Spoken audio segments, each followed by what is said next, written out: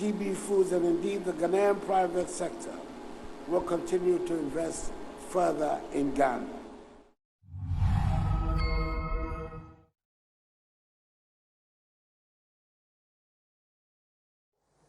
Ewo tema bonteso GB Foods won say pomo tomato mix I ne powdered form amaye ne kama Ghana ha sadie we kanya na adwada roma sa factory we abusafo ko go ne but adwuma abana ya de wose pa government this week hemra na watchi move from 13th to 17th adwuma abaya ye ye hwe kakramra ye wi aye to monja ne WONTUMI TV na ene mobehimo ni so ade adwuma abana ye ne krum ha na ye didi nkomo kakra sa na ye nche bese abana bo ene taxpayers money nyuma bia abana de aye na ye hwe government this week emura yes 13th to 17th March 2023 Volkswagen mukaya sa manufacturing company ya omoye cars awdo Ghana ha nanu ya we a 4 vehicle assembly plant benufuada Roma sub-Saharan Africa ha temase official no free zones enclave hono benufu adaroma wonma manufacture cars ene Ghana ha ya onu beteki na fe djuma wudu akoso no ebetimi aboa ma bia akoso comment we na take shape nyame yadomo a first nanka omone Universal Motors na akabumu a na omu yese de wonma fully wonma take control ombeboa ama djuma wonmu die ne assembly cars om assembly no krom ha no etimi ay possible and then again registration of newborn babies yede wonmu ko Ghana card system nso asase a nyame yadomo a 31st March ena djumede no esase a nkwada motofi akra yede wo besase 31st March 2023 ena djumede no yede wo mo besase in terms of registration gold for oil policy abane de bae no buama said yen dollar no ene ho djumede yedi no krome abuama yen siri no ebetime agya national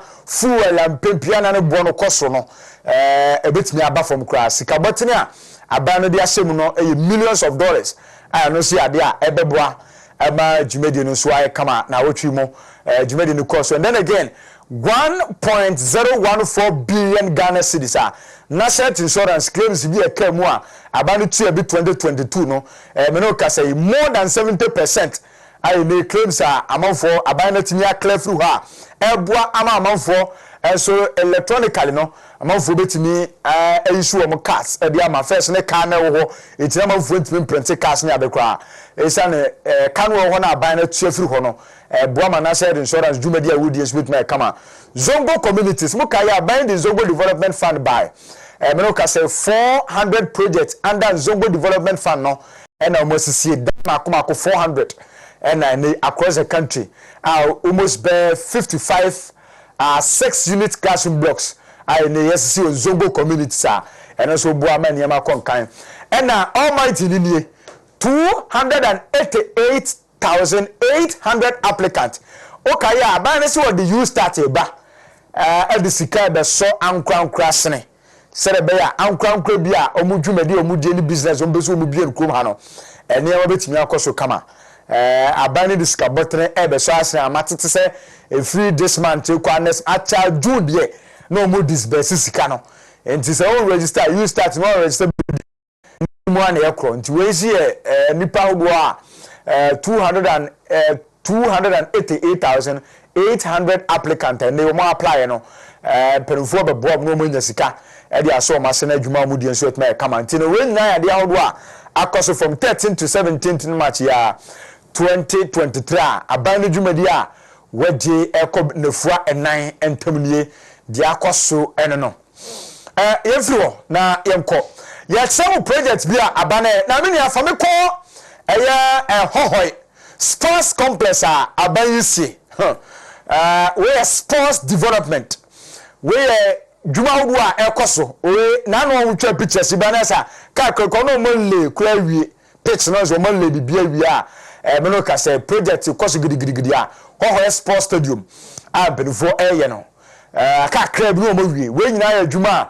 na na de nkokufuado e de taxpayers money ene bese a wo buru krom ha no we nya na na do anko hohoi sa stade mo nkofa na he nya na na do sa hohoi ka stadium we astroturf ngowo ko fa bi we nana do adaroma wose besi a watia no project no otrem e de akoba bia hohoifo e chafa omanyanie aka akramo mo wie wo mo wie pe ebenfo beko na ono ko bia no we nya ya besi aba na bo juma wade aye nie nto ko hohoye a etim ho a omo ye juma gidigidi a enye asem ketua yesu oni ko agenda 111 agenda 111 yi na former president NDC no Mahama no ka sanya no kre yesa se 4 years nie wo mu hunu he aka nwuram ye nya ntimo ha ya ekoba 2 months nie me trust bia agenda 111 no me ka bi ho asem kire mo eti ha ba bi kura de aka akre no omo ye prastre ne ade a wo mu penti enche ye be ko bia no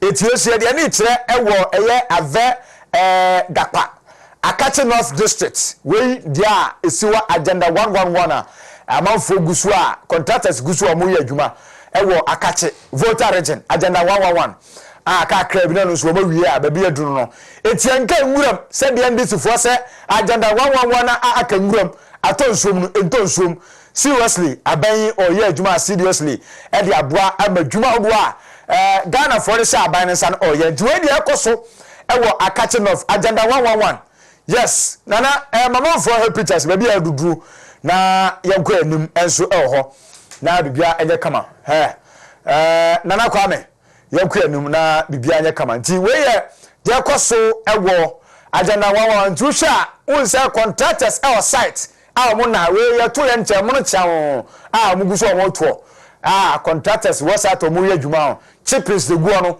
cement ni ande guo mo shan gidigidi we ye Akache North there agenda 111 ekosro nti abano ye committed say oye adwuma okromia na developmental project abano pese wo de boati memufo ne taxpayers money ene bese abana bro no adwuma MPP abade ye no oni nanum an won said wo de adwuma pa enso ama enija bafie takwanse mo kai a 66 kilometers of roads amoyan takwa principal street no ma kwan nyina no obuguso omoye ori afanya markets wo bodwuma pa awon person so far uka MPsa omayi wo mani mo ye adwuma ewo mo person so a ori afanya markets we ni film enyeje ori anu adwuma wo ye nkrom onya gro we e kotale eno mo de gukwa no so 66 kilometers of road so a wo mu ye wo takwa ne mpatamu ebie e na wo hwe eti abane besia no wo de adwuma pa woni nanum onse no wo de adwuma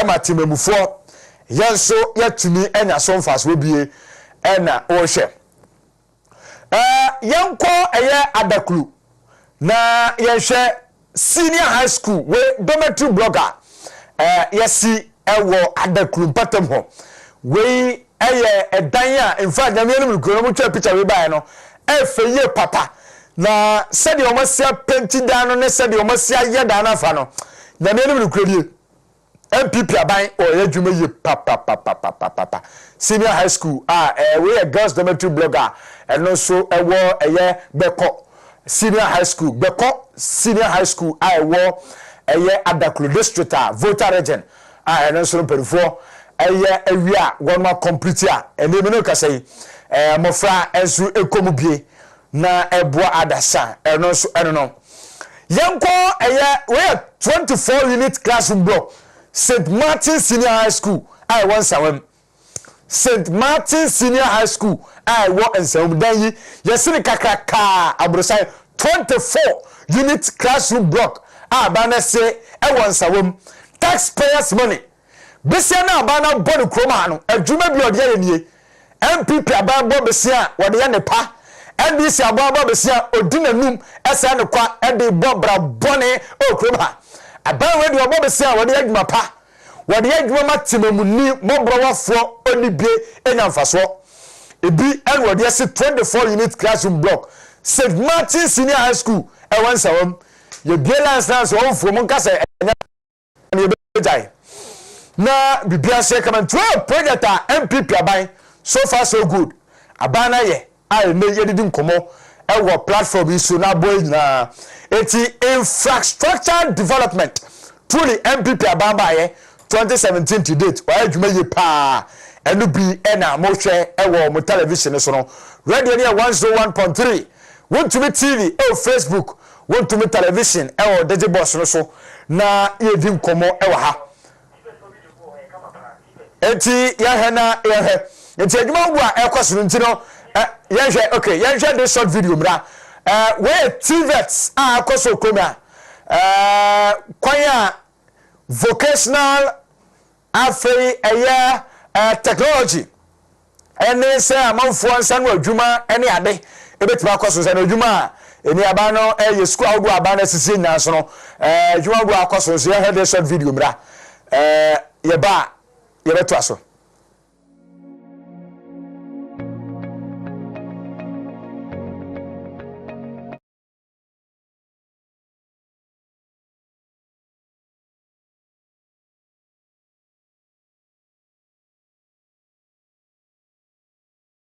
A centerpiece of his education transformation agenda.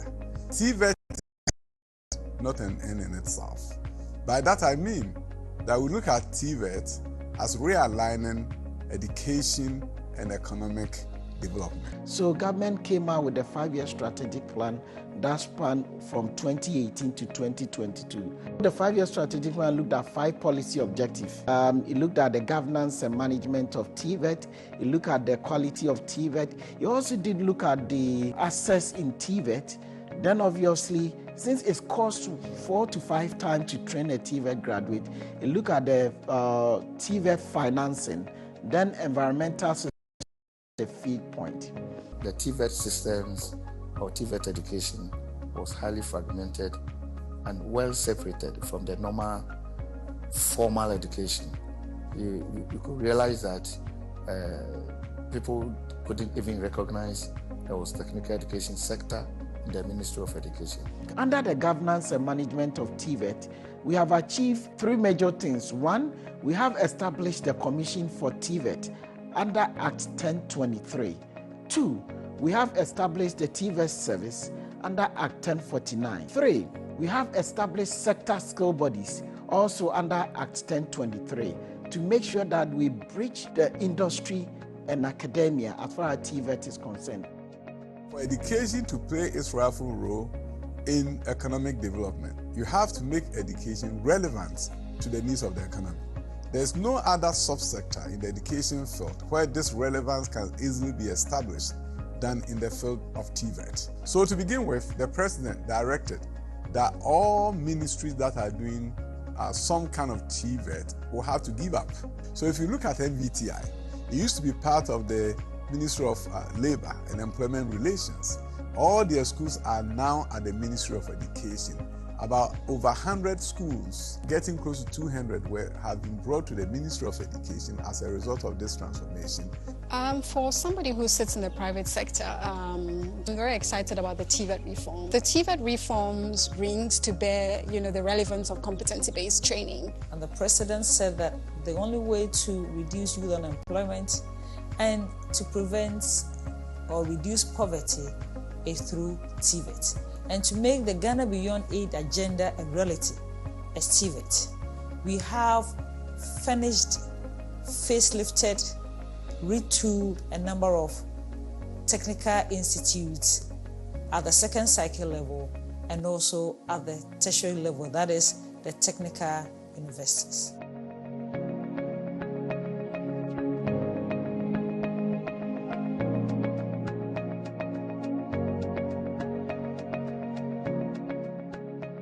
The arrival of the EVIC equipment has brought to us a lot of joy, because that is what we really need to be able to train our students to be globally competitive so that they can fit into the industry and compete with graduates anywhere in the world.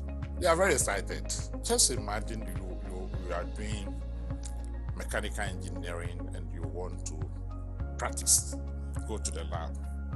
With this type of equipment, once you are done the training, you go to industry, you meet similar equipment, and therefore you are good to go. This is the first time most of us are getting to see this industrialized machine. And most of them that you see them, we just see them in books. But since we have these machines available, and we'll be able to to work with them. These facilities are industrial facilities. They are not just for teaching and learning, but also for industrial or large-scale production. Those will, one, enhance collaboration between the academia and the industries, where some industries may not even have the modern equipment that we have in the school. So as they collaborate and work together, the industries also provide means for students to have a lot of hands-on to improve their TVET. So as we roll up to the next level, as we do the dual system and put the students in the workplaces, that is where the true transformation then takes place. So the president has directed that Minister for Trade and Industry and myself come together and develop an implementation schedule. The whole idea is very simple. You have one district, one factory. That one district, one factory may need some specialized skills.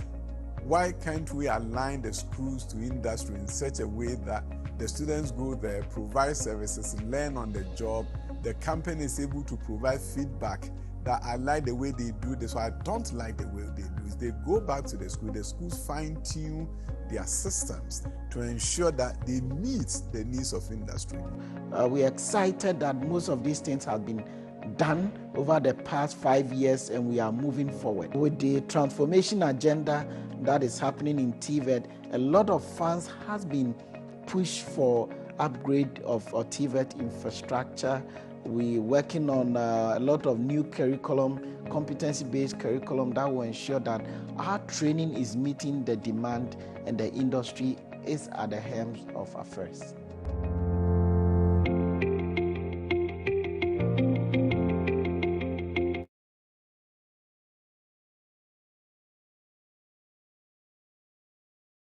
Reached an agreement with AVIC International to upgrade their technical universities and also technical institutes to improve their capability to train the students. The project started in November 2019. The contract implementation time was 36 months, but now we are looking at 34 months to finish the project earlier.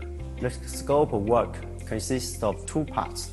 First is the civil work, and the second is the equipment supply and services. For the civil work, we are going to provide 5 new workshops in 5 different technical universities and 10 workshops in 10 technical institutes. And 1 examining unit in Kumasi. And for equipment supply and services, we are going to provide 69 laboratory equipment. We have 5 labs: automobile repair laboratory, civil engineering, mechanical engineering, welding, electrical and electronic laboratories.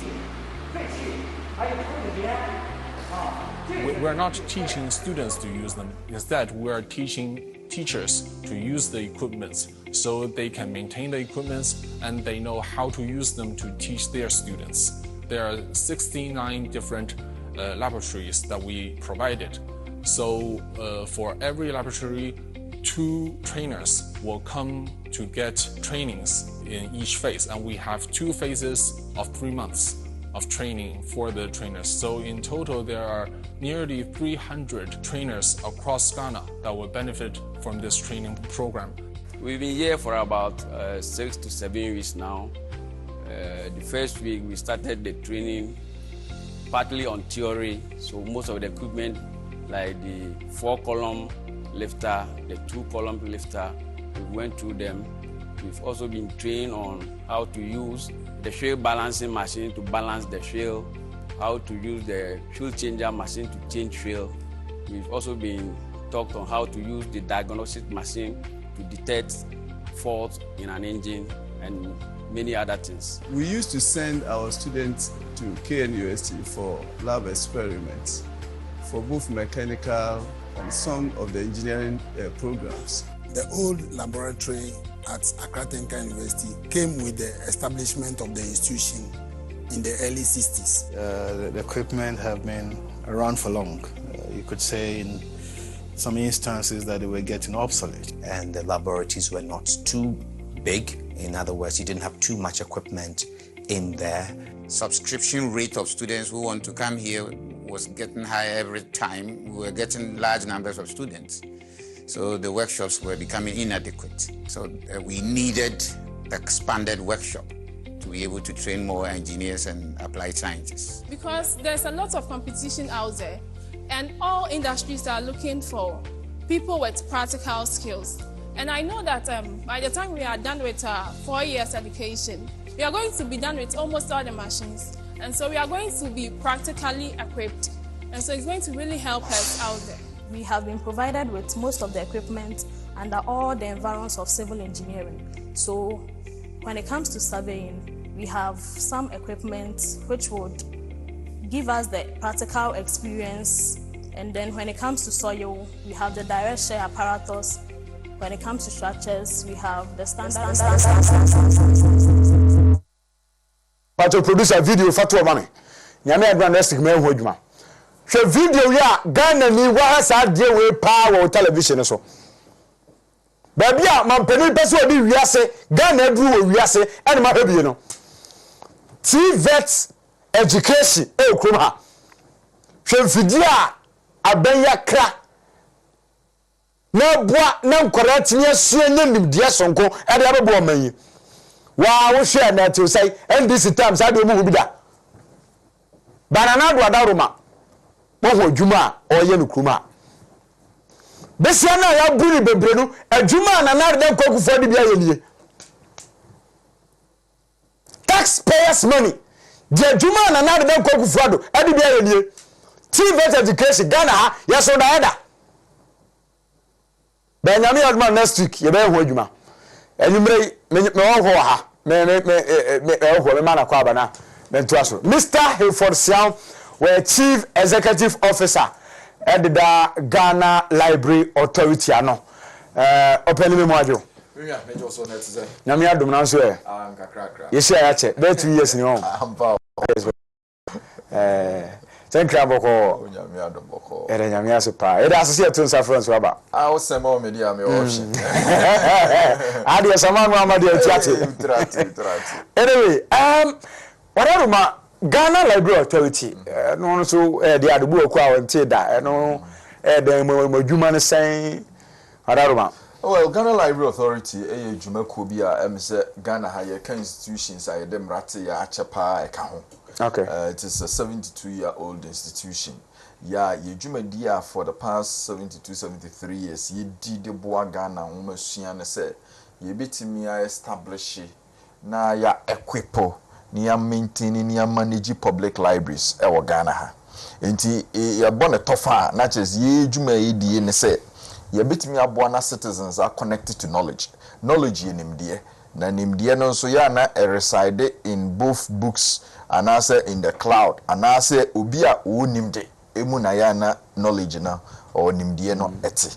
Enti ye dwumadie ye bon say we create the atmosphere, we create the environment so de be ya sa nimdie eni nipa binya enkitahodie. Enti say nipa bebre nimpa na say ye dan a yesie na ye de nhoma agum so de be ya obi ko ha obi timenya nhoma ne bi akan. Say so abefum fidie by so na ye be use how I be use technology so am I citizens or more Ghana and so I connected to nimdie or yeah a friend say knowledge enti ne tofa no na just dwuma ye die pa e wo Ghana ha no the wo kwa kan nyina no memusa say Ghana for ehunu the importance of this authority like omu welcome sa we saying saying this library authority that has been established for quite a long time. Citizens cooperation cooperating with you and saying the thing is for very long time no na nipa be brenti yanka. Okay. But so since Nyankopon Boaya, His Excellency the President, Nana Danko Kuvado, Ebefa Kunyi, na odi education scene and so no say the Ghana for na etianka. Now have from independence or even pre-independence, Kwame Nkrumah, Tama ya our parliament, no, first one, no, na ye bwani ye chichire Ghana, no, or tea cocoa board, or dem tea cocoa board, no, and or the another emrai tosumi, no. Yeah, the T another institution, Ghana Library Authority. The Cocoa Board may address the economy of the country. And a Ghana library so be boa Ghana for nim die.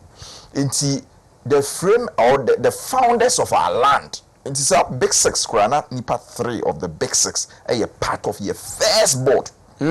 Yes, because you see library eye dwumaku a etime buama obitimi sua de dada ye broni be frɛ lifelong learning ɛhɔ na ye di information or knowledge or nimde a ye di ahye nhoma mu ɛhɔ na ye kora no enti sɛ wopɛ sɛ usua de a ɛhɔ na ye den obɛkɔ research kyerɛ sɛ adesua bebre na etiki outside the space of classrooms enti classroom de me fa sɛ okosua de teacher ni be kyerɛ only a few hours but the wo bekenkan na wo besua no eno na be den e betimi aboa mo wa den wakɔ wani enti wo hwɛ sɛ o ko school na ya kyerɛ wade so ohia book ohia textbooks na textbooks o wi ase nyina na betimi ato wontimi eno ntina emre mu na ban ne de si no so se de me pese me citizens enya nimdie no mu sua de ko manim ntina me establish such an institution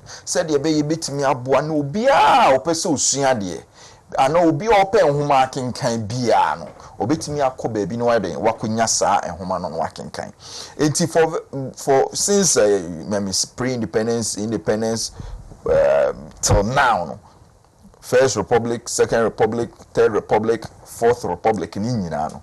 Ye aban bia de si nani so se obetimi adan aboa ama library akɔ nanim se de be ya citizens no adesua be kɔ nanim. Into 1970 kra ye de bibi efre no Schools and College Library Department because ye kɔ research bi. Ani ehun se say Ghana ha no ya na ye habit of reading because reading is suban or akenkan no. Ye ba akenkan yana Ghana ye ka so Ghana ye started say parking kind very good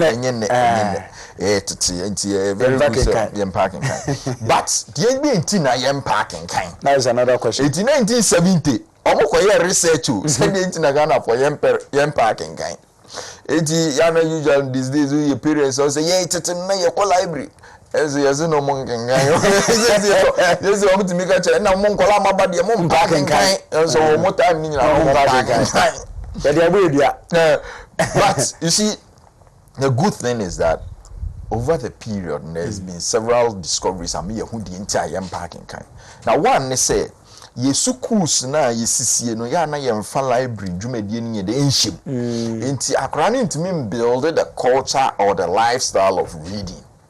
So what if you na say there be our no papa hwe TV a ubenyini na so ye den o hwe TV sa it is suban it is say ye nyina say bia ye fa book say who ye bra pani wo fie na wo nwan keto na wo bra pani da bia soro na fa book na kenkan a bo say wo no musia enunti your lifestyle or your habit be then you build it. You betting me build it just say you support two schools. Na schools na proper functioning libraries with trained professionals. Yeah, almost space will meet me then working with teachers to be able to involve the children in reading. In 1970, nyina akra no new program yes so drop everything and read into school anopa no ya makra bia jai bibi o kan ya books no amankra no makenkan our classroom and no build the culture now or ba holidays now once no more pay the nearest library. Okay. Until in 1981, now you were 36 libraries per Ghana. Now so our libraries now over 1 million books, 1,049,000 books. Now was our shelves on also. Yeah, natures. It means our time Ghana your population is just 11 million. It's in any paper then 8 million books. A kind. So it's over the period was sank 1 year and you're sustaining that effort. Okay. In 1980 kasa time no if 1981 and your boy and CC library school in Kasa American libraries I hate Ghana ha nyina. Okay. It's all called Finland population around 6 million. As we name the number of libraries of Finland. Over 700 public libraries. 700? Yes. It's within every 3-kilometer radius beyond. Library. There is a library. And Hokra internet penetration is near 100%. Omukran ya chese Hokra unam public space beyond your Wi-Fi. And Hokra no omugusu see libraries. ABA libraries, my citizens, access to these resources. Omodiegu ehonum. Into libraries need the eboa. you know, a boy who here could be America, New York specifically. Or more business library, business public library, agricultural library. Or much that specialized in libraries. Yeah, and work room we are ordinary citizen. You can work in. It's not for professionals. It will be our person who agricul, which me call library. One could read about a certain industry because reporter agencies of America, you know, on agriculture, more producing in an accurate. It will assign information. Now, what me advice or say area ben am a person. Oh, your finance and business library. Yeah, Buama super so read about finance, business reports are Nini now. Ghana Hania started say PCAB. Quarren Chroma see Accra Central Library. Accra Central Library says, baby, your friend baby Aglombi Library. Yes, they say, yeah, two holdings a reference library. Okay. It used to be commercial library into Accra Central, how because it is the business hub of Ghana. And Chroma set that commercial library up to create business report. Any other. This is any exam bank. Didn't get a home say debate me abua. Okay. Let me create more commercial resource because that is the central business district of Accra. It's libraries in the say Ghana for be brain no ehun fa so a say you didn't command ko anima memo data on patronage. The padodo eco library vis-a-vis before the coming into office of His Excellency the President. Okay.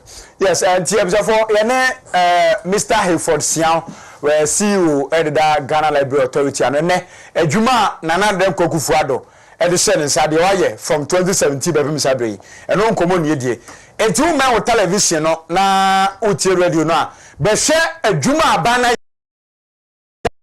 authority or Ghana kuma ya na me ho dream me papa sa na won so be so hwe na ho dream na first one no ye kwhye National Children's Mobile Library Ghana ho we in America kuma ya ye kwhye video mbra ye ba ye be di nkomo Juma nana dem kokufuado MPP aban Kroma NDC tab ye wusa ne ma wo Kroma o ye ko shemra nana famiko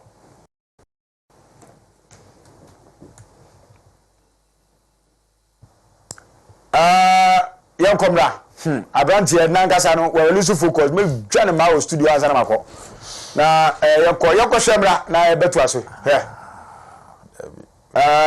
ye ko have video National Children's Mobile Library. I name my penny and another Kogufu Adaroma. West Yediamano, this short video, Mreba, Yabetwaso. Na Yabua, Eti, no so no, Ehena, Yeni, and Como, Ewaha.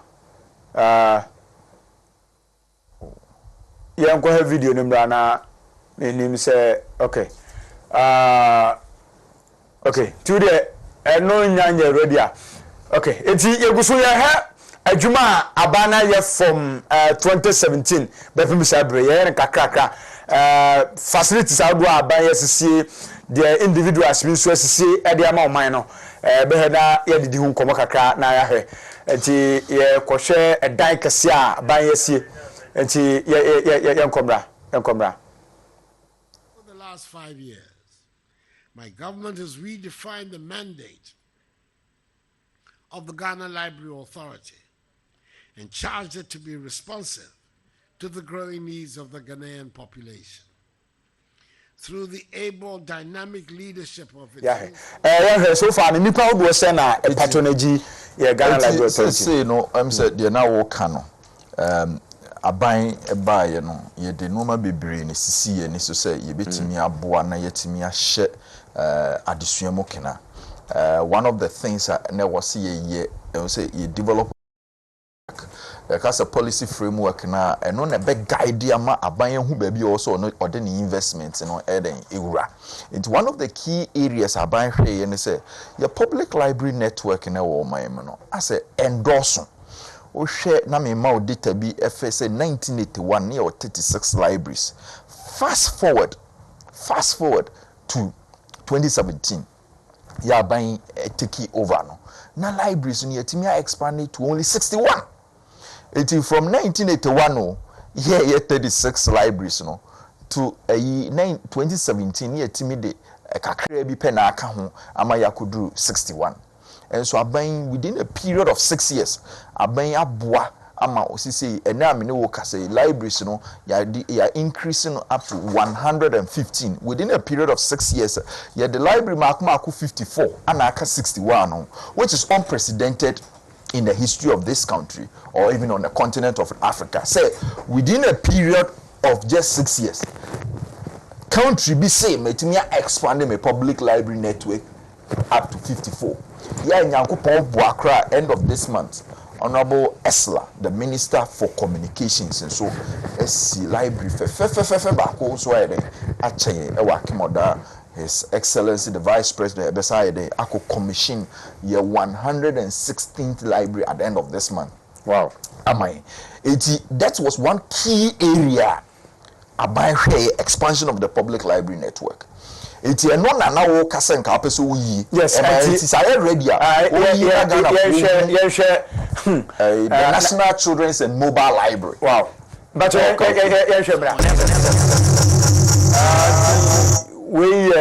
Ewurade Nyankopon ti adaruma we can question me. Aban ya we renovation and I say dan ya yehwe dan e dey asobo pharmacy esi ho. So as part of SNET for anniversary no more year 60 years anniversary no more year some be corporate social responsibility and on the two ho so say on be library. Na aban by na library ya started but me wie ntimi sin wie nti aban by no hwe no odi den o improve what has been done and Nyankopon da Roma what this boa ama ya redesign the model no the normal be bria den account library. It is the most ultra modern library in the whole of West Africa. Yes, see me no ka say for various countries eba library dey be ntia library me no ka say wi-fi or internet or baby abefa bia but one we share inside ho kakra baby abefa bia yes baby abefa bia internet e wo honom connected phone nyanya as I don't say free I will be a major baby hey me and then video pictures after video no sound yes we are saying American we are one of your spaces I create your friend youth engagement centers but yeah can library national children's 50 desktop computers now. It also have over my video no really but ya kasa fa say today my video no embona library now you show video now na your boy chiri yeah we yes 50 computers ya chese ye wo baby a schools wo nkran no ni my side ni nyina betimi dem kra na ba for ICT training yes I bibi o baby ye robotics training as yetimi akopem kwala no motimi code na robot na dey move based on the coding instructions na o de systems no betimi abaye wo trainings ho yes our assistive devices be obi wo ho no ma or ye problem nti or say you ban a special device obetimi the audio and also obetimi the hear visuals no or more any problem so you are also assistive devices and so it was a library space so you were 24 tablets on some corano space ho no won say na tablet bi hye boxes bi mo ho ya che so ko ho a bi tablets no ho a obetimi akan books so a free tablet and so and also it was a library space you know you were is a board ya be ya smart board ya de chira de yina ye obi e wo spaces so teacher for yetimi ye trainings e ma teacher for yetimi trainings ma librarians yina wo sa space so sa our conference facility so e wo honom enti sa library we your teen section for the first time in this country this is a library your teen section as a more teenage years and 13 to 19 your more space you hum betimi akosua de ho and e almost between 5 to 12 almost space 6 to 12 almost space and your early graders those 5 and below no so almost space almost your curate boost kama your parental room into a parent na so ko no ma utimi makra ni sia de na so room ha ja so ken kan and no so you make provision for that in this library. It also comes with a mobile library van.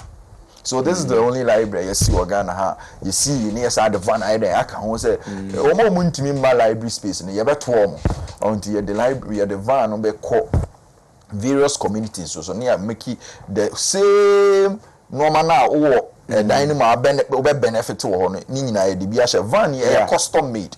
We work with Toyota Ghana. We designed everything and it was manufactured and brought to us in the whole world. The whole world. The custom made.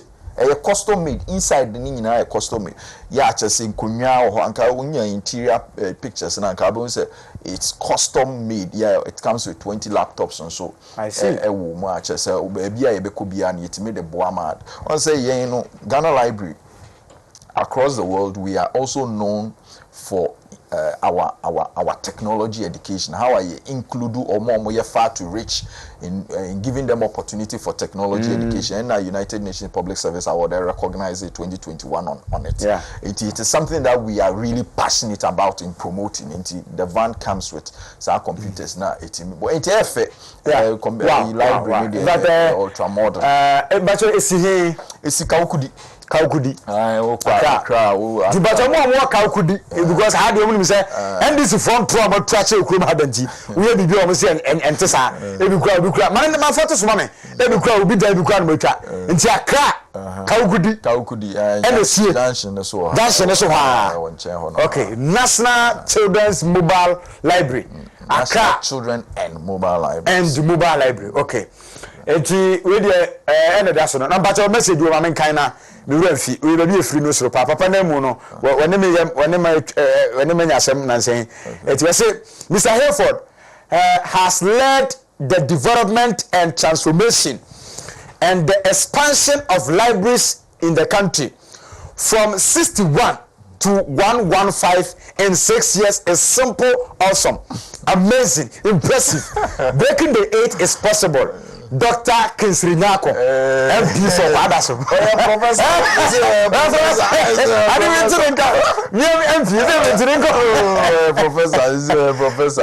Professor Kingsley Nyako. Professor Kesiapa.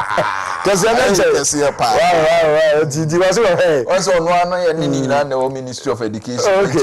Investment, buying any plans or sema, public library or MPs or when it comes to education, your committees are you who the submissions are it is very, very, very. And your prof will be running chow. Someone can ask check home. And I was I was saying for an share Edward Akufu Ado Public Library. And also Juma Nana de Dam Kogufu Ado by ya library Kasia West Yesiho Young Cobra.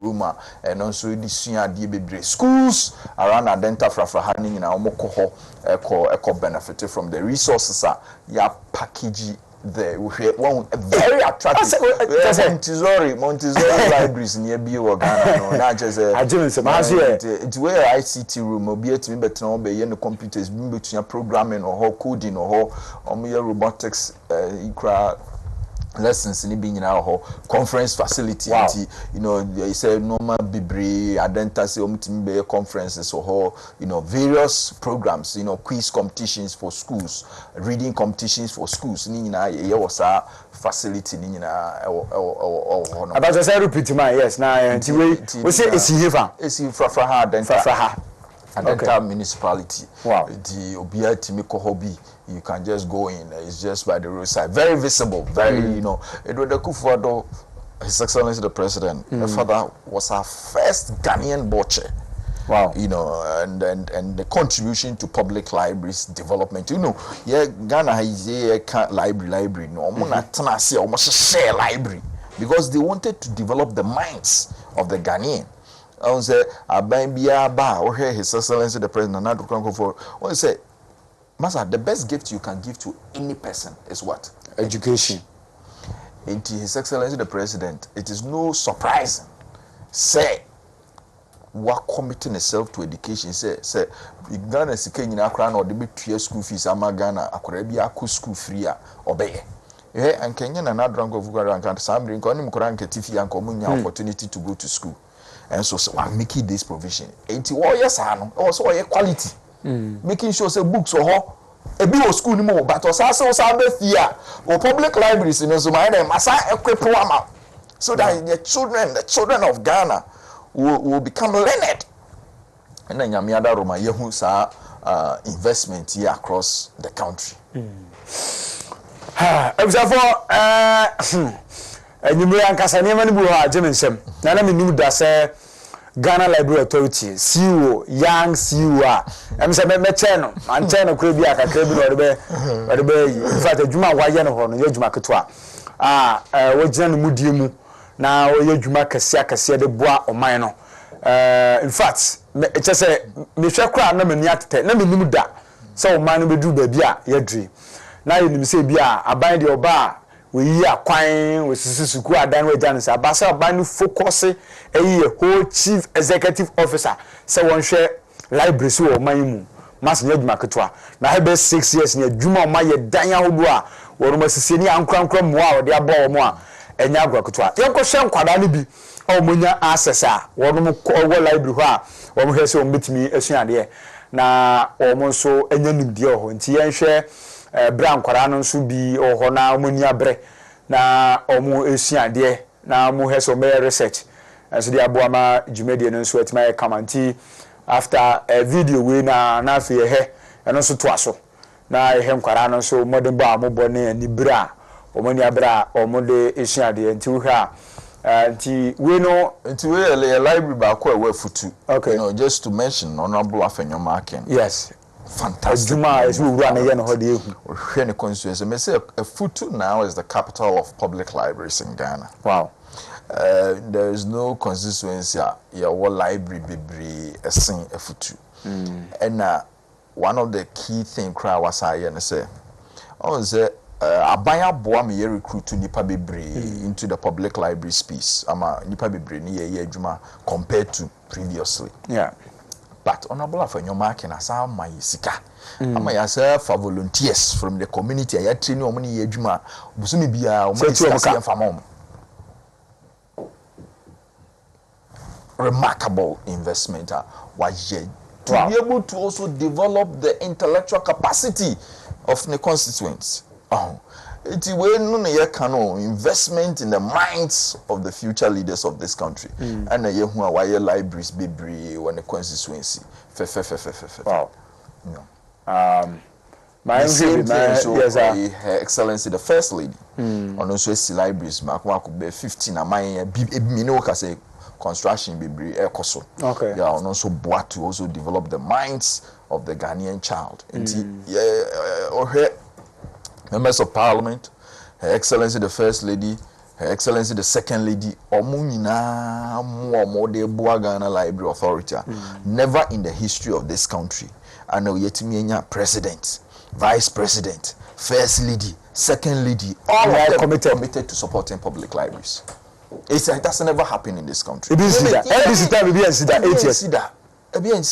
How many times now what is a president and a vice president commission library? How many times not here? And as a first lady and a second lady commission library. How many times? Would you catch them? What say how many times? Charlie Hona library no the pictures in those in Tiana am ya hwebu Hona fe yanko enim kwala no so am to so ande na menim say now what the tutu so kakra na ye he we see your program there you develop to create conducive atmosphere for young people. Once libraries, usually now the perception about library they say and they a very boring space with books on kwan they go. Yeah. But that time they trim kakra. Okay. We say library interior design and kasakra is a whole specialization in itself. Okay. You have to me a library interior design up to PhD level. It's Ghana Library Authority. You see, and so say you redesign our library spaces. And this is a sections of various libraries that you redesign just to be able to attract young people into these spaces. Wow. And you're free way. That's a comfortable place. Yes. You're from youth engagement centers. We UNICEF for no more miscanam timidi. Wow. You're from youth engagement centers. Mama Juma. Nana dan kogu for adwaye. Moko anoma kabi. Taxpayers money no be say aburo say nyuma we bia na ba na de. If you are a young person alcohol who could to me, you know, the idea is that those yes, anytime me person me chiro say we a young person who pursue CV writing designer.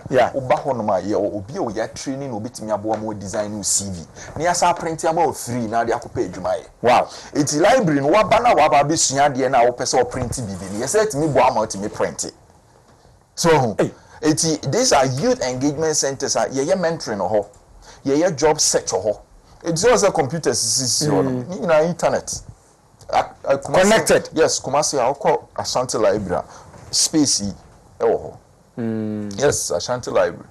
Ashanti Library space into kwa ho. Me set up petama ba. Dem kura no so ni abre no. We ni mobile library service. We the computers na free library ho. Okay. E dey akọ schools. So and then Quran be use computer because on see schools ni bebre no omni ICT labs. Okay. Into your mobile. Into more the van no. Yes.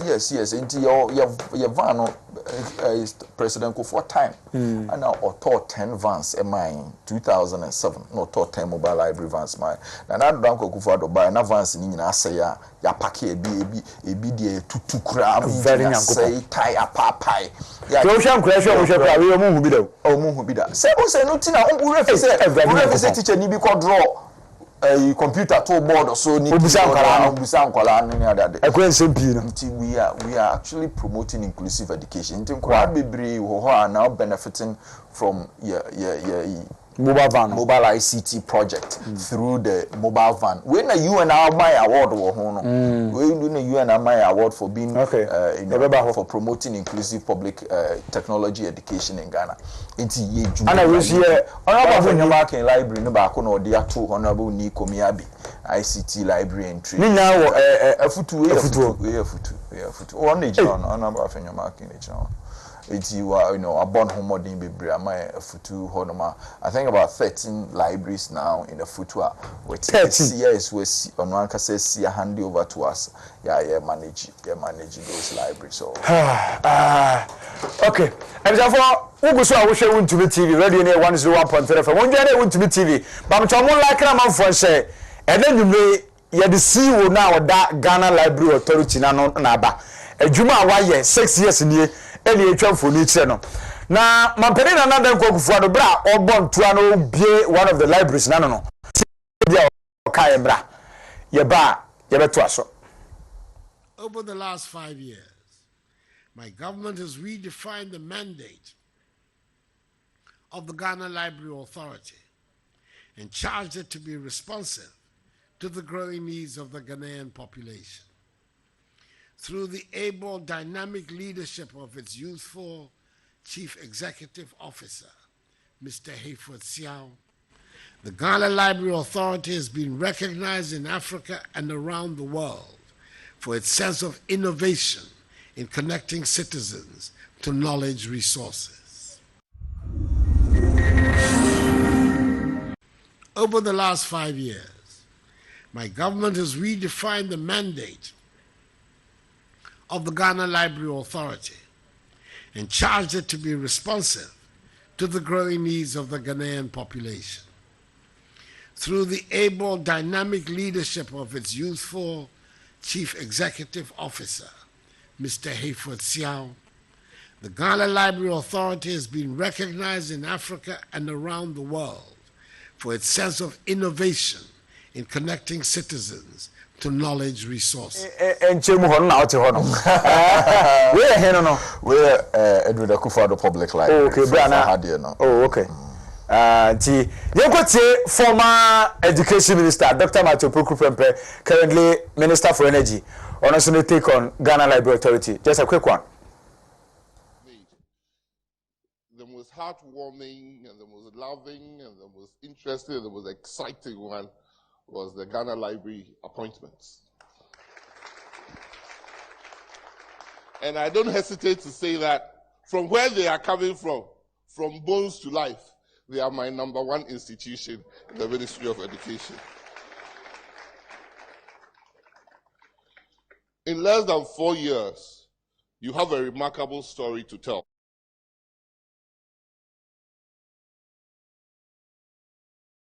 Made the most heartwarming and the most loving and the most interesting and the most exciting one was the Ghana Library appointments. And I don't hesitate to say that from where they are coming from bones to life, they are my #1 institution in the Ministry of Education.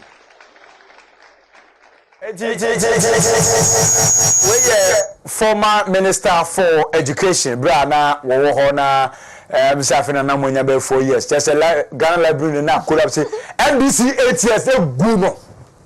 Some go 4 years, John Mohammed Yabre, and Wabakmasi, I said, Wabakmasi, so that campaign. What go Ghana Library attempts to come here and do me be a much of your own. Yes, I'm not to remember. When you break, say, do or die, and now why boot for boot. We don't know man that boot for boot woman and got a new bill and we bring to over 8 years. No more, my penna Kofoja, no green now.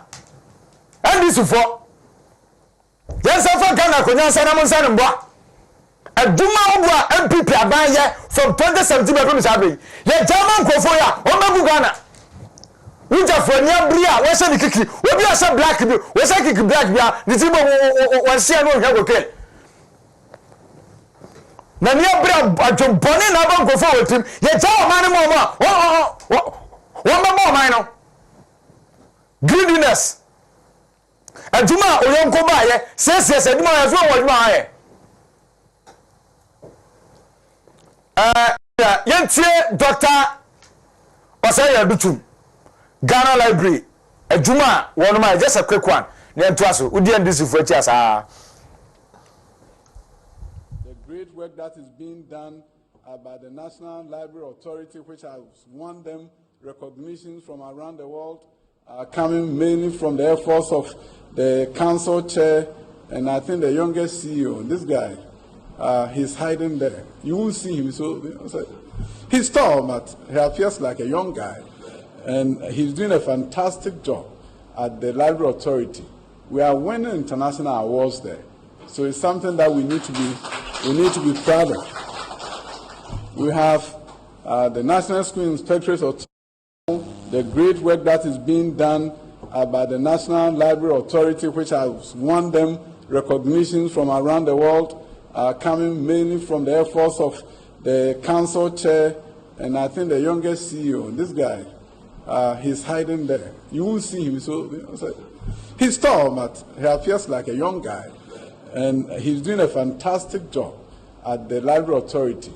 We are winning international awards there, so it's something that we need to be proud of.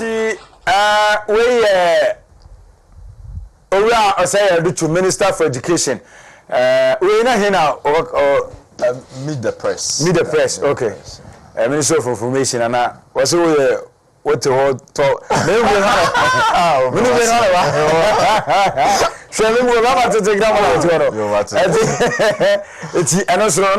yes, would be a library card, but I thought I don't know your library card, well, Sissy, no, I'll be from Fidiaba. Okay, say, young people, it's a Ghana pan. We come here, Dubai, no, US, Ghana, and we get a fan. See, baby, we are seeing Ghana, what they Ghana do, and they say, Opesu Nebia, Oko, or phone, baby, I'll download WhatsApp on Instagram, Facebook, TikTok, no type of Ghana library. Okay. What type of Ghana library? Your app, never. Okay. No one download your Google phone, so now I register. Register your system no ya be from fidie no technology na ya no e be send you message e wo email mo sharp na the card number man no wa call login na books bebre ni nyina be go phone so wow library card digital one na be go so iti wo pe physical one. You better wait you are my susu mame.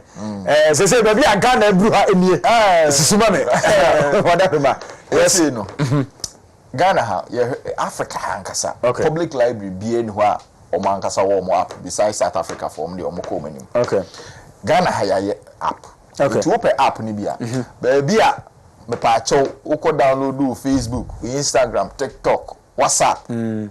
Aha. Uko ho anu type of Ghana library. Okay. Say your Android phone are your free BB Play Store. Say a Apple phone are your friend App Store. And to uko ho no man no type of Ghana library. Okay. Type of your app no icon beba. No download your app no go phone so. Go download your app na your free BB sign up. No click sign up so form kitwe bi beba.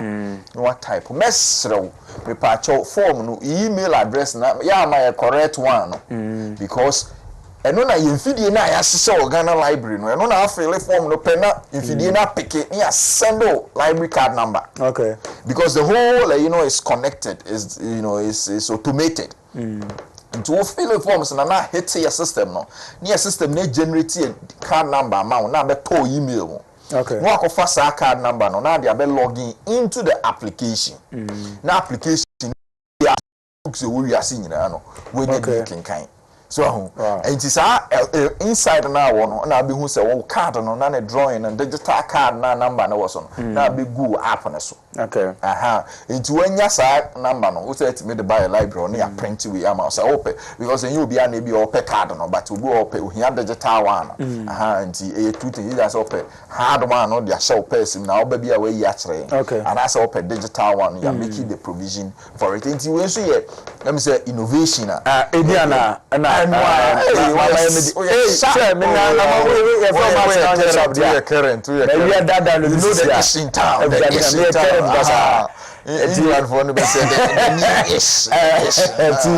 may I send you about library ID, email, phone number, no password. Sign up no. So uni account. Many accounts be so sign up. Okay. Sign up no. And you are messaging now. Until mo fi ni okay. Mo fi no nye no mo my feedback sisi ya. Okay. The good thing about app.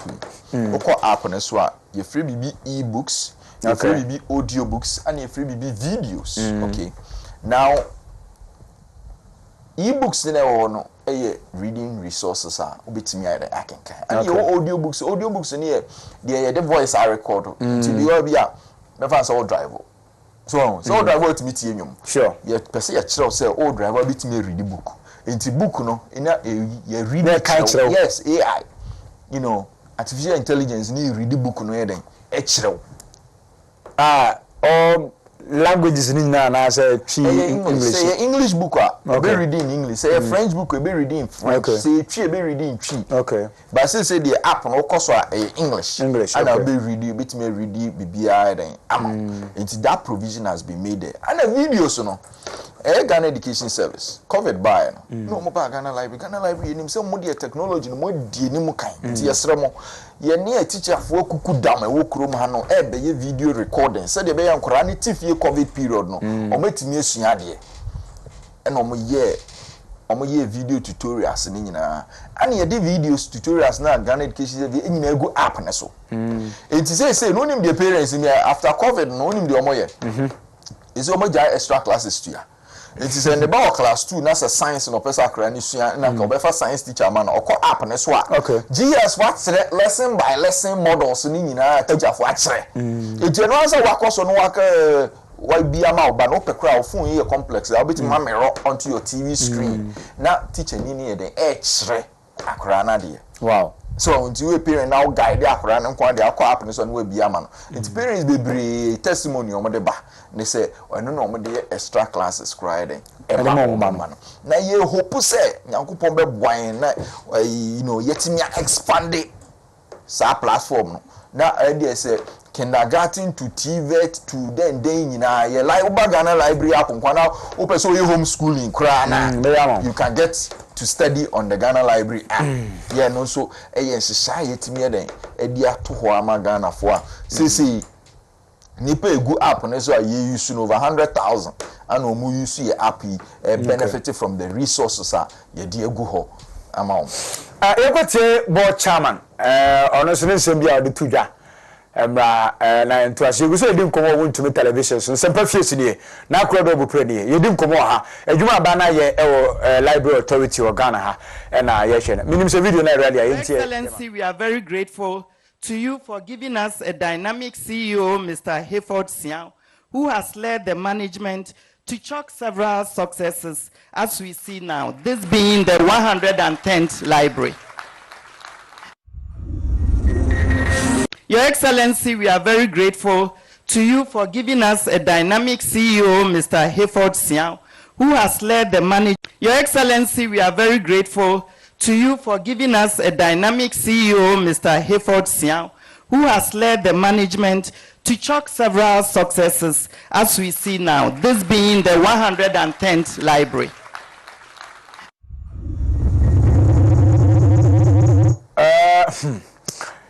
Yakosha we kumasi ya afia sewa kobi ampem the second ne library kakaka matise Dr.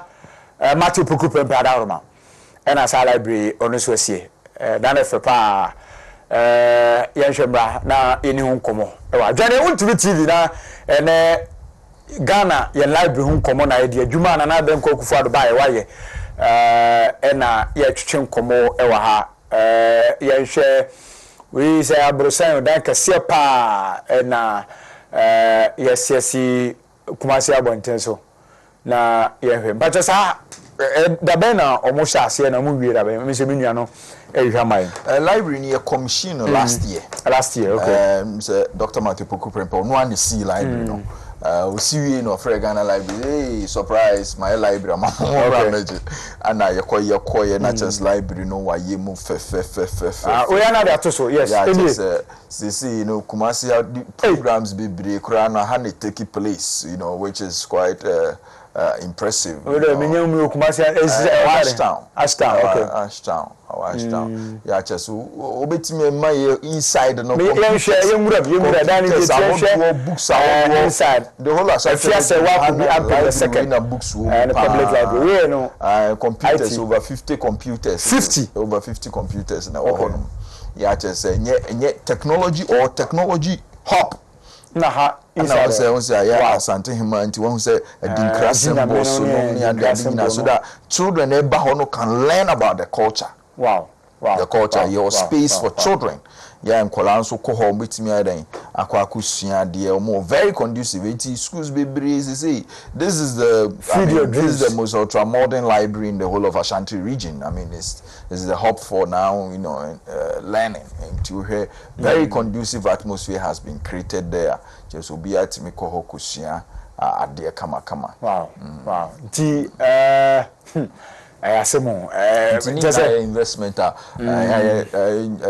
last year Asante Hemana commission with Dr. Matthew Pukupe my okay yankoshe dentra Buabenso library na ono so yenhemra eno so ye bia wono mosi library ni bi asieti yankohe eno one is ma eno MTN so MTN esi library you know na amayen we any another library Dansoman on said Accra Dansoman MTNSC library for me na my no matches you know enkwara also your robotics center or create robotics corner computer lab or maybe enkwara ni mpanifo nyina besua de eno so ho and hanso sa mo so musima ya no so it's so beneficial to the people of the area. Yeah, actually, some must say, you know, yeah, footprint now expanding. Beside, say MTNSC library, some almost have boy 0 app, no, into your application, you know. Okay. Yeah, phone as well. And two data. It will log in, now read the books, now hear audio, and two data. Hey, Vodafone has 0 free, MTN has 0 yes, free. No answer will be installed at two phones. When install it to phone so we need data krana utimi play audio bibia we won't play na pede. Learning has become very easy. I mean, you say you have no excuse to tell us you know untimi nsiande. I mean, what TikTok how dem data omotel. Share. Facebook na no den omo betu data nyina enso yesi koni kokenkan enti na say de Ghana for kenkan enti say wo hwe na say won kenkan wo app ne so a wo ya kechiri enti download app no ene mo month bi a mo new month but photos mama mo month bi a mo celebrity ana say den it was just for education. Say you know every month we come up with something new for the Ghanaian public. I think this is one of the. Okay, do you know? I'm say yanka we no asem we United Nations. Yeah, oh na ojina na. I mean I'm sure. O say suit no. Suit no tenten e wo no. Wow. And I'm a board chair. And so me board chair so no a library mo kukudamo. Yeah. And the whole Africa, your African Library and Information Association, on the executive director. Wow. Or a former librarian or KNUST. Okay. So also the name dear. Do the Ben Amkoji award 2021. But your question me hona back on.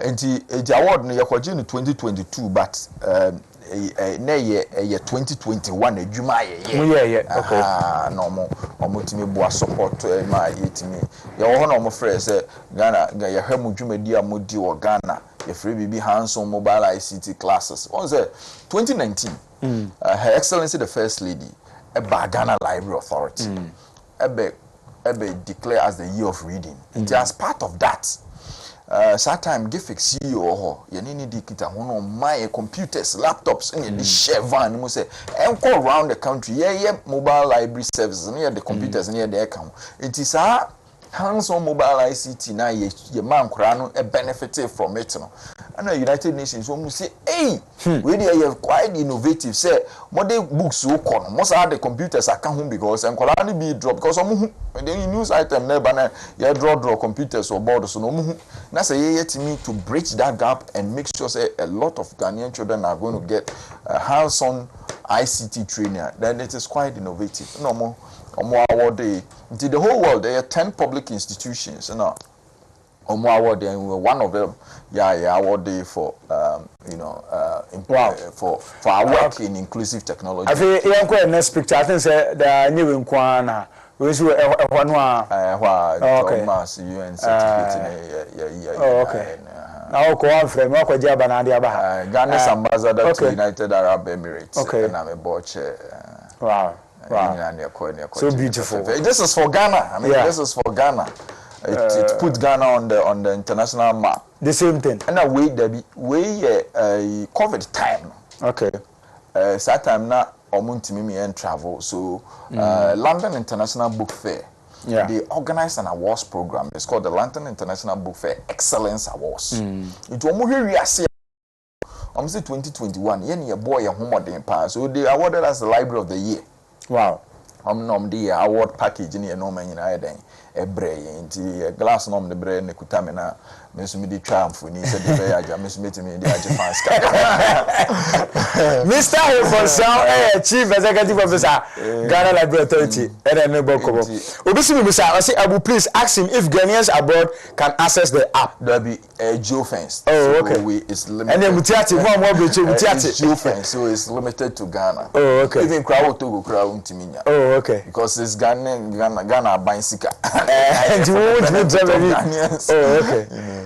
Obisi, I will say, good evening, Abu-Prah, please. Thank you so much, blah, blah, blah, blah. The question is, please ask him about National Library and when are they completing it? And also, we need some at Atebubu messages or the about Nana Kojo Eje Buafo. Okay. Sunyane, a projects me no president go for time and was start here. Okay. And full fee am at what time? Yes, and I can. And then you free so Anna friends for 8 years. I buy a trim no man for months and can project 9 and go for with it. And then Yamiada Roma, His Excellency the President Abai. One my instruction to get funds. Say all uncompleted projects uncompleted. This I'm no say there's a years or consultant for both Ho and Sunyane. Yeah, omo guso omo pen new contractor. Yeah, obekwa finishing those projects. Intimpacho wa uti ho any Sunyane sa regional libraries na da ban akoma so. Aban say before the end of 2024 no obi completing nyina na commission for the use of the by the public. o so pebu atebubu because we na anything atebubu mpacho ne OMC nkasa onim procedure no na yenye adwuma ne mbom ye ne omo nyina na ye adwuma no okay ti abjafo na watch about ponsima aduasa baako wontumi TV sini radio ne 101.3 FM Nsempa fie anwumere no surprise kakra na si wo na aba na he de aban so aye wo Ghana Library Authority in fact monumental project na program so mo aye aboa ankrankra onibie mobrawa dey me den app na I think say me wie na am say me ye unit me go through na ma register I think say obia ese oye bi okọ phone so use iPhone Apple Store ho use Android na wako Play Store na wa search baby I type person search bibi no na wa type Ghana Library beba bonse ba na wa download o download two phone so afi no follow processes no within city baby award and then with date of birth no telephone number no aye sa processes let me yes ya na yi ma obia so wa me na say kakara abo awe bit ba bo o ya say wontimi nkan ya say do kan no ne audio sessions ho na wutie o drive o number bia for say baby za na wutie I think say so lovely and then people abaya video no video say attach classes na kola no ofi see are you confused about what to read this week? And a question on this download the Ghana Library app and get book suggestions. Oh, okay. Wow. You visit www. Abranti with a friend of Samuel Amankwa or Yejmo Library or Bojma Papa. Oh, okay. Timemana fans kakra. And we'll treat that too every day. Wow. Or model. Masa, yeah, MPP abano. Who are we say? That's not my idea. About 2017 today, all sectors of the economy. Obi a on par the pa, and maybe your back. Obi actually was say Kingsley Naneji, and the end you say, please, the app is working giddy. I see giddy. Okay, very nice. MPP, say okay, also there's the MPP everyday new project. Okay, for the first time, I see you'll be download it. Very simple. You see, a by way commitment to education, dear. The bia me kase. Say no dear. Yen say the the scale of the impact in it. But that chibina ye Ghana abakwasem. Okay. A honey be who say, hey, and Kenya na do danko kufuado and can collaborate 2 million combeting fee. Nkomu nya opportunity for secondary education. Sa 2 million no. Akomu tenevia mo bere pe ya amrobes. Be bere ni pe kwa ko abama ebe di nse nhunu okroma. Nyanso nyankopon da roma. His Excellency was committing himself to be able to make sure say akore bia be opportunity for education. Now when your education access na wie no, yama quality. Say Ghana ha ni pay distance learning programs. Omodo so papa distance no. Yeah. Na busa ya say ye mu san ana ye private study areas wo ye fie.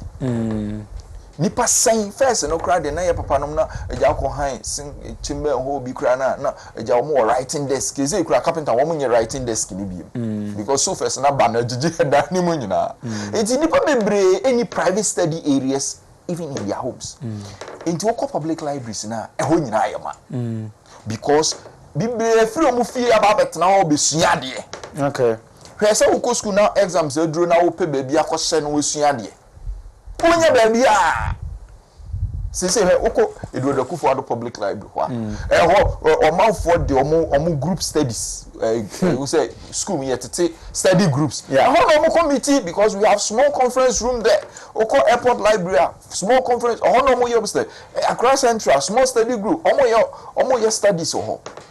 This is what we need in this country massa oko even the advanced countries oko British Library or Aarhus Public Library or Denmark. Omo small rooms bebre into two fie no bookie a small room now no group mako suade. This is what Nanado is bringing to Ghana. Yes, say ya dia ba. Yeah, we see oko library to me kwat now no when you conducive environment akonya first akonya wotena so train say moton wa hwe nkonya library hwe Ghana how na be office it is so be office public library you be at me call what's nasio and so it will be office.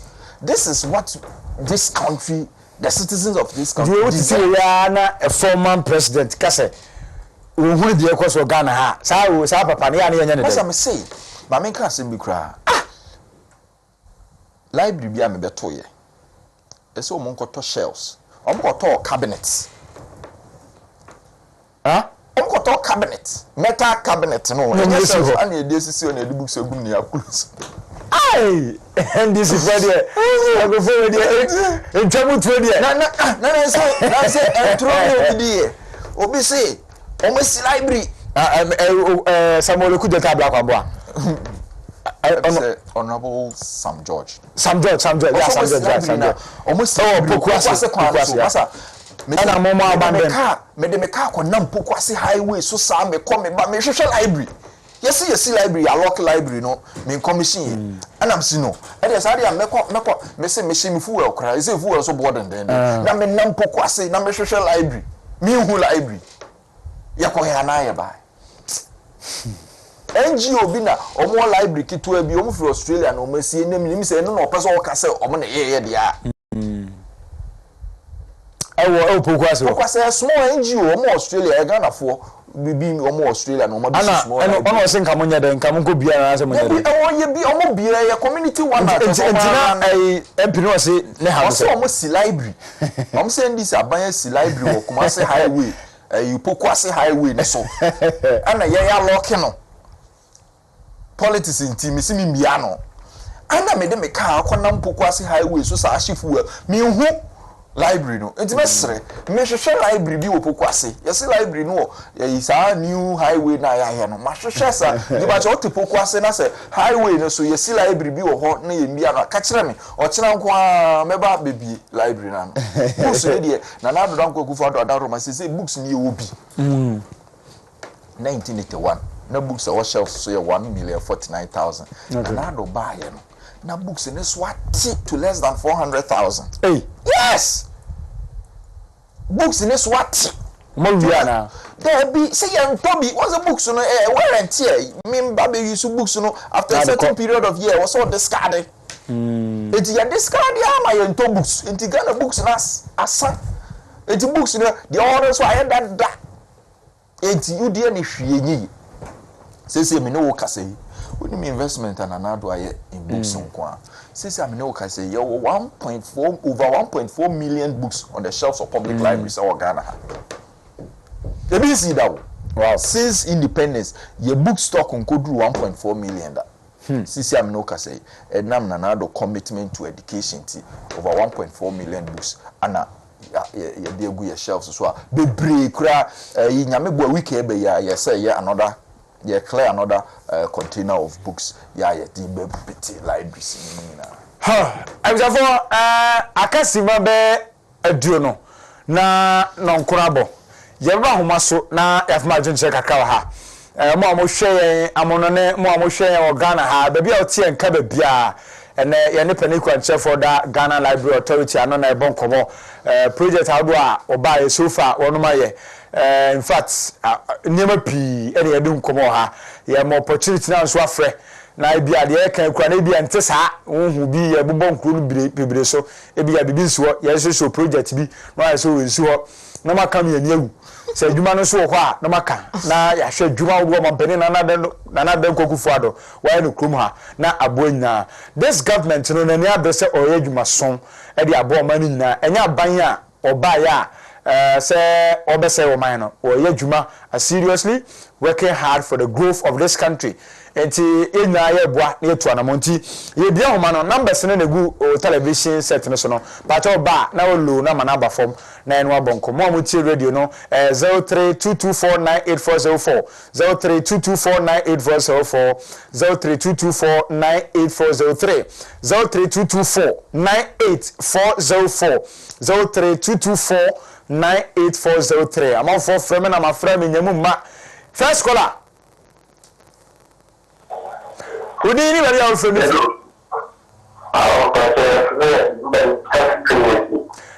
Nana ya no lo have volume kakra na na no de. Ya me ntio. Yentio. What's all online is here why? What happens by I think the president of the twenty. But I mean, this year high school choir at the Coco Fiat and 20. Okay. But also Kwame from Bajo. What's your Kwame from here? And you suit to Kofiase. Okay, and you suit to Kofiase. Okay. Mati. That's why. But I didn't maybe I can say finance scholar. Hello?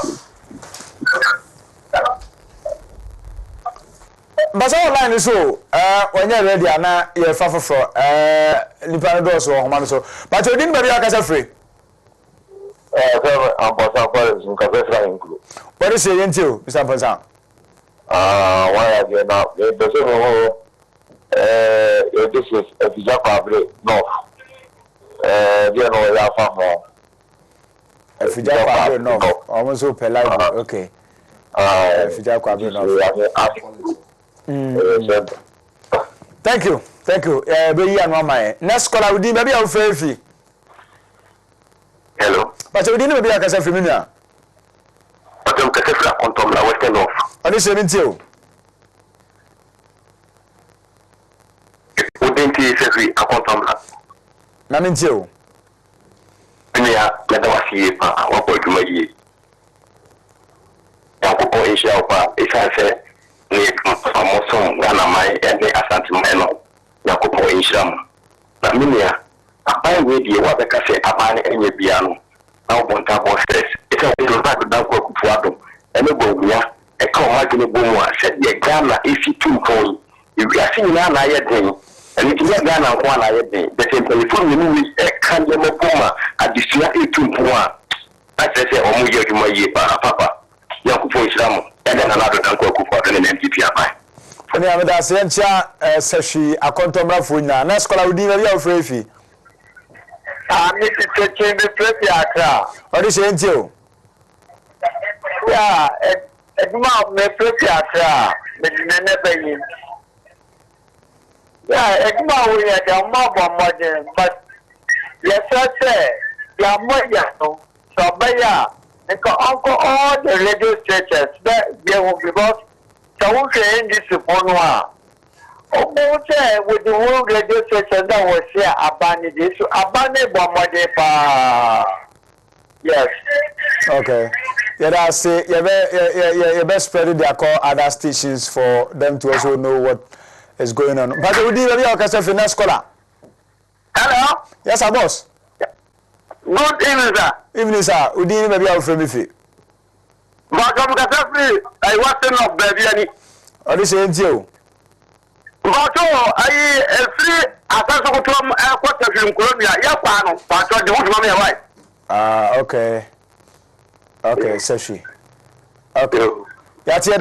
Yeah, that's it. Next caller, we did maybe a free.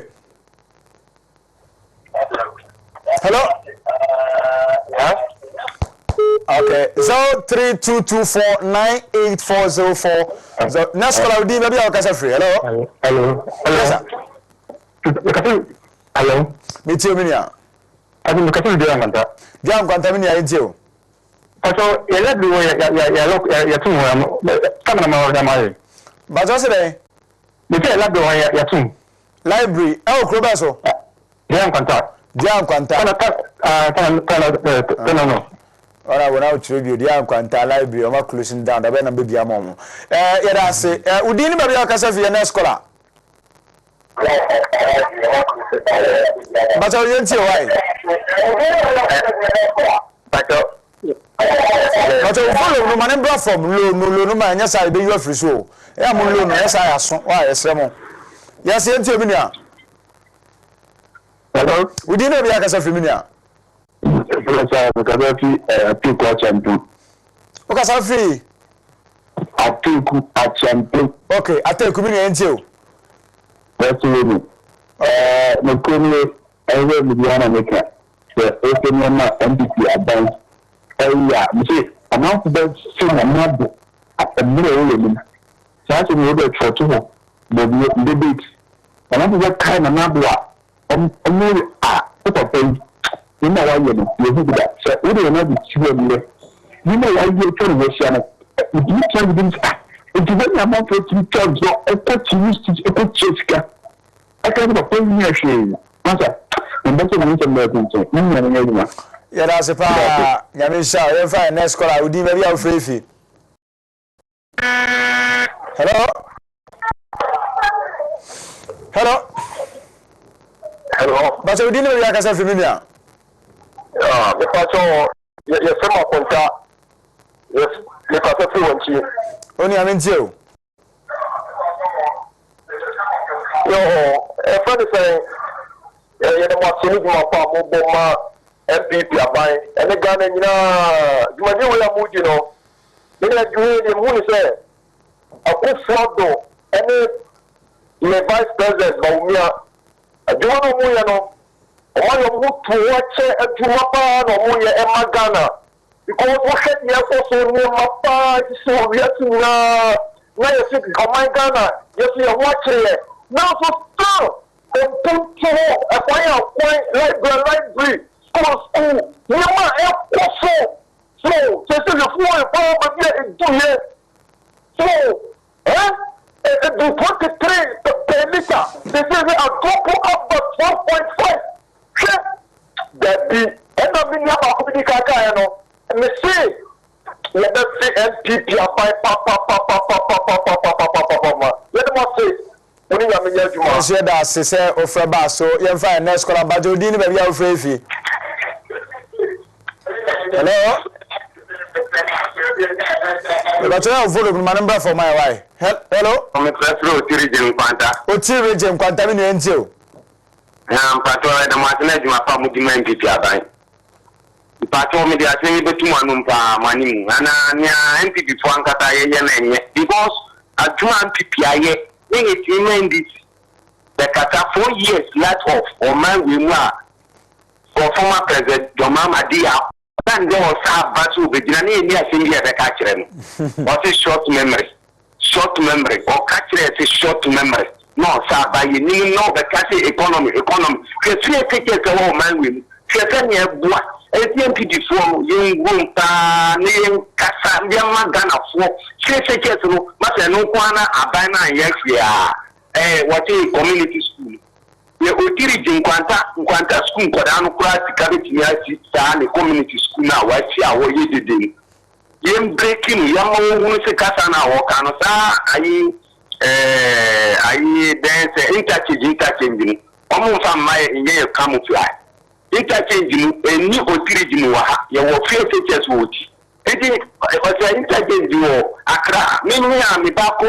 Otinu na min kwa kran ko ke tachi jana ya mi gunu o mi area no eni mo eno na mi kasa nti FSHS no ya fe journalist for no send o mo ye no enye ye wo man mu tusuru mu eno na o mo ka no mo ja dollar no asem dollar no enye ojo o tiri di wondi dollar antin yesramo kasa da dia du enya ni brasa na president former John Dramani mama obadia Yantia Yakasa Diampa, Mawoye, Yede, there are Saint Quantafuna, Uti region. God bless you. Next call, I will be maybe our faith. Hello? Hello. But you didn't maybe our faith. I'll serve the capacity.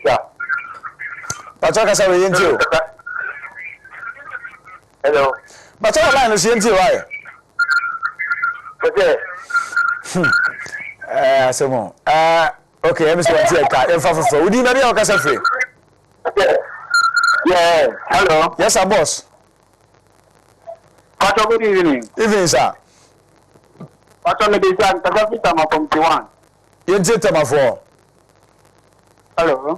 But all line is into you. Yeah. I can't understand. Obia Modia, Canada, Japan, or members. Yes, you. Oh, what casa? Munia.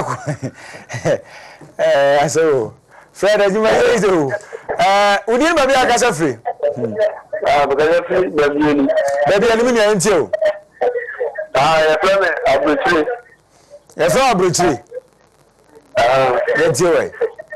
But that is before I know what I enya ya udu ba bi no ka bu chu ya be hu me abi before be so ma so to say enya nkwala mo fu na mo to na mo bu na o ma ma ya de de no mo to mo ke ga da no so fa mo two of mo 2024 two of yo ya ti owie era se e fa na scholar udiri ba bia o ka se free so sa adventure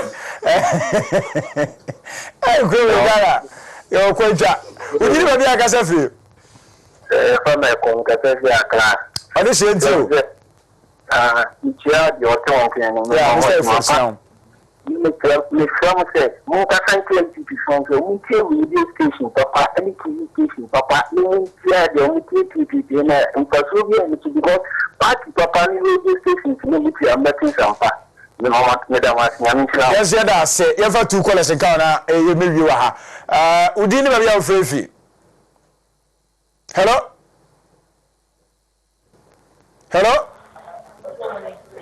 ma wona so kakra ma udi ni ba bia ofrefi. Yeah, good evening. Evening, sir. Kwame Danso, many are into many are from Mokano, Mayor or Kano, and yet, and key, no pay for them way. After Mr. Wa, Sikidumasi Drobo, if you Sikidumasi Kodrobo, or more to about Emma NPP, or Mokano, contractor via Baho, or Kenya, Mr. Wa, Monka was the mine. Okay. Yeah, super. Last call, I'm running. You have phone in C. We didn't maybe have favorite last caller. Hello. We didn't maybe have a familiar. Yeah. Because I say in your also. Yentia. You, about your honorable Kennedy or in Japan, say. The social center panel so I was in Fushino, course we do Patamoan and Navy, over my partner, Mono. I never say, you could and you won't so panel and claiming, oh, a panning the crap, and your best someone, honorable, you know, definitely got up. Okay.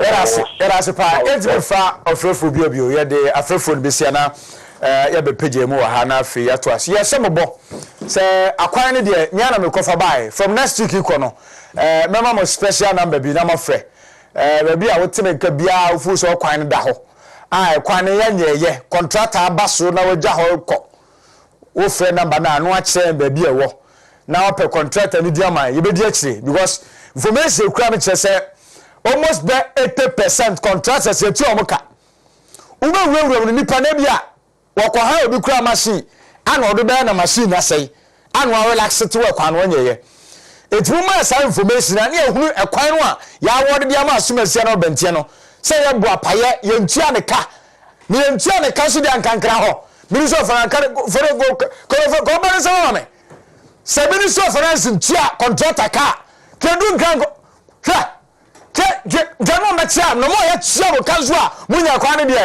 don't know who because yet some Mamun to Kane and then no for Banu position. It's next week, road contractors are more than Hano, Yanu will become the bed for my year who foot off. It is ya want to contract a money a chia, even part payment amawa as a barista more group. Sana ya cement construction ya kan adanse bodu sa ngo gidi omoye mo wa dweso ne mo amwa manso afijase ne other places ya wode ama mo to ne de masa best da munya study na enfo mu ni agrokra me say for em say kakra ba na obi se dia nkwanta enti se bia the manager no ho no passed away enti replace But also more closing down. Baby. Okay. So the manager passed away. The own pakra or the library and or car baby. Okay. There was a region or a transfer before fraud the call. And so there was a break or but since I'm no case Monday or back on any power hall or we've reopened the place. And no being so case Minya Collins in the constituency of Fijano. Yeah. Or Bonner Humodin any Nipebia. Yes, or Macabum. I see library be your friend Broma Community Library. Our constituency or I say more library back or guso or the meeting kita ho so pa say you betimi enya more libraries or sa constituency ho. Nti say back at least the few privileged constituencies in Ghana or more library no account. Okay. The chat to out of my information. The account, the medical account said, and not drunk Kufuado, or Befa Ghana, so yes, or Besum Ghana, no, or buying what Bojma. Okay. Media men am the library, no, it's very restricted me to library in Yuma. Why, share, and I don't buy na library, you need car back okra. See, I mean, okay, say, oh, my car pick up Unquama, Kuma, 20. Maybe you no, 20. You see, your Bakuma cast 20, who had renovations, library spaces here, Accra Central. Me buy na a honum, no, say a market too. Was your Makola, and no my Jewafa, Commissioner for Old for your Maj Library will be a more be 40 years. Ya clean you must say, Accra Central Library. Okay. Yeah, you ultra modern conference facilities, studio, it may recordings or hall. And one drama. Oh, corporate affairs for no, they were supposed to send it to you. Okay. Yeah, a whole you modernize it, the spaces. The concentration, is not only towards the service now you provide, but okay, so Obama Baha 2009 was a young building strong institutions. Library Authority, you buy Niamfa. Such strong institution, mantra na yanfe ni agoro. Here His Excellency the President will develop a new scheme of service. Yes, you see, so our library authority now enter as a fresh graduate. And he does what say, this is my career path. Yeah, I mean, after number of years, you're promoting me. There's a sense of direction in the institution. You're migrating your staff to a new payroll. Yes, you see, about over 200 of our staff, or many adjustments in their salaries. So, department be briane bini ho. He said, "Emra te yen say, ewo mranim say ye be establish library." Na state department abetimi ayes ade ni nyina. Betimi me ndwaman ma metimi akase ye kan institution organ ha omo functional estate department pa ye ka ho. Yeah, just say, ultimately say your architect or your civil engineers or your quantity surveyors, yeah, more a year juma my life because you act much as more establishing and more maintaining. Okay. The management of it is what is done by librarians. It's librarians, you will employ the professional to work and manage the library. But when it comes to the establishment and the maintenance of it, you need this set of professionals.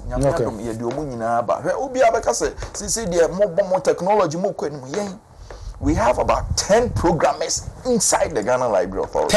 10. Ghana Library Authority. Staff. Yeah, your technology solution. Okay. Yeah, just we have need across solutions. We are one of the leading pilot to be able to roll them out. Okay. When it comes to certain areas in terms of building the capacity and resourcefulness of an institution, His Excellency the President Nana Danko Fuado, what in a library, Amasamri, Yensuane, Yabeka, international award, and then another timer. I mean, award. Abuchire program said, "Bad yentimi nkobi." He say, "Your staff, timi kwa abuchire, oko training eba." Na another time, first na ebi ni ho. This opportunities ni nyina no, ye da na another ase. Ye da His Excellency the President, ye da na ase. So we dey ni ahwe library. And then the Vice President, Dr. Maud Baumia, so also ni technology. direction our mind in the area of technology and I inspire it me am no man you know and he ain't me nti ye do mo nyina ase okay say o matimi aboa no man human free library na you media ye die nyina timi aboa Ghana fo nyina yes we da se ko na sa bra bio be bio ko na ko adwuma na sa bra nyame admo next year me for say other project akanya so no be na obe complete na abo ampacho fa ba omi picture na to suma na me summarize na nyame admo tina yes Asante regional MPP delegate radio omo omo we ka me Dr. Alhaj Mahmoud Baumia etra oba na wone otumfo osetutu kro bia kotoko hene na abekase no omodi amana afenti tina Dr. Alhaj Mahmoud Baumia lando okumasi krom ha na okopio mentionti all party faithfuls all sympathizers and foot soldiers mo amaka nyina ye nyina etra ye de ni sia mensia na yakodi device chi da wakochia kro bia kotoko hene na abekase no bibia kama yes Mr. Efosiao exam photos na very necessary photos ba we asem de ka no me ya no tina na jumede ni bus life na ye to say for bia tina ye started from airport ye lutu ken ye remo mention bon tese na bibia e kama tina vice president of the republic oba na bibia tima e kama me da se pa me na anwumre Dr. John Amponche Kuma one na ye MP edema adese omo adweso we deputy minister finance na owura yi afenu okoni mfemiensa odi MP adweso nyame enu mikunie papa na ni sodi hu a wo goma adweso ma na nya enye nkora de na okoni MP na nsa mu amu hwa proceedings a eko na no finance minister eko pie mu parliament house abrantie wa bi ko kwa channel Dr. Bi na channel wo gina platform so na wo she ni delivery ni se de osi chense mu a abrantie na odache lawyer John Amponche Kuma deputy minister no ninu de ni nyansa o de boa o man chechire ne asantema no enye ize Dr. ni mebi obi anchiaw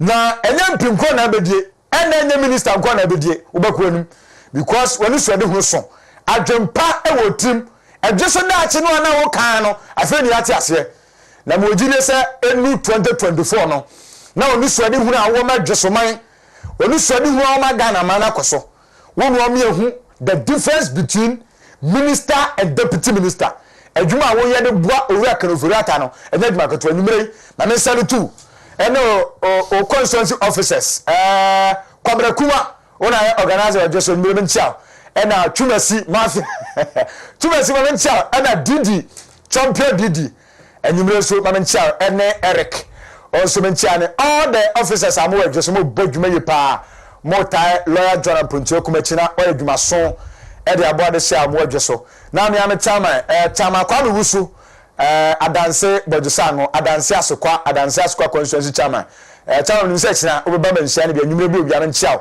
onso bodwuma ye papa o kwan se de wato akase begusu na afi ni wawie ye mo owura cement so abaso so far no we ye dwuma kwan so ye papa nyame insha na mentia me MP le akwa me enyumedu antwi ne mep CEO owura kofufu sun kansa onso mentia na mentia Robert Akwachu MC Asante Atum Central Alexander Afrompon wone MP le akwa Asante Boate Asante Atum South enyumedu mentia mo dwuma so a mo body bo Santimados any ahwefo ye tiefo na me insamo an ye disi na kro Abu-Prah ene me dina na kwa me da se pa ene afrefret boseba na me insamo na wancha Angela Opusi some MPP fo nyina oh okay yes I was here and some okay